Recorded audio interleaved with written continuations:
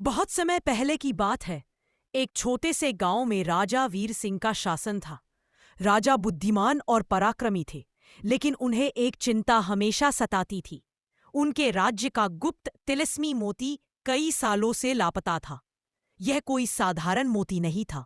यह एक ऐसा चमत्कारी मोती था जो अंधकार में भी रोशनी फैलाता था और जिसकी चमक से बीमारियां दूर हो जाती थी।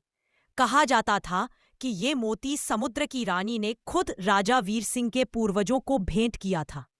एक रात जब महल में तेज आंधी चल रही थी, एक काला नकाबपोश चुपचाप महल की तिजोरी में घुसा और तिलिस्मी मोती चुरा ले गया।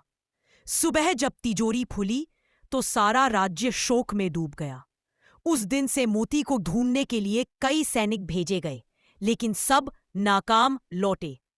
साधारण लड़का, असाधारण साहस। उसी गांव में आरव नाम का एक गरीब लेकिन साहसी लड़का रहता था।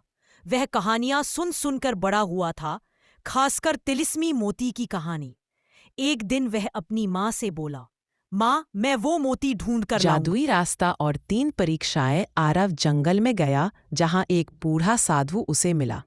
साधु ने कहा, यदि तिलिस्मी मोती चाहिए तो तुम्हें 3 परीक्षाओं से गुजरना होगा।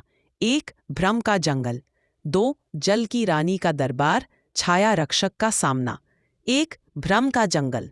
यह जंगल ऐसा था जहां हर पेड़ बदलता रहता था। रास्ता कभी सीधा लगता, कभी गोल। लेकिन आरव ने अपनी सूझबूझ और साहस से जंगल पार किया। जल की रानी का दरबार। जल की रानी बहुत सुंदर थी लेकिन गुस्सैल। उसने आरव से कहा, अगर तुम मेरे सवाल का उत्तर नहीं दे पाए तो हमेशा के लिए मेरे पानी के कैदी बन जाओगे। सवाल था, जो चीज जितनी बांटी जाए उतनी ही बढ़ती जाती है। आरव ने जवाब दिया, प्यार। रानी मुस्कराई और बोली, तुम योग्य हो। और उसने उसे अगला रास्ता बताया। 3 छाया रक्षक का सामना।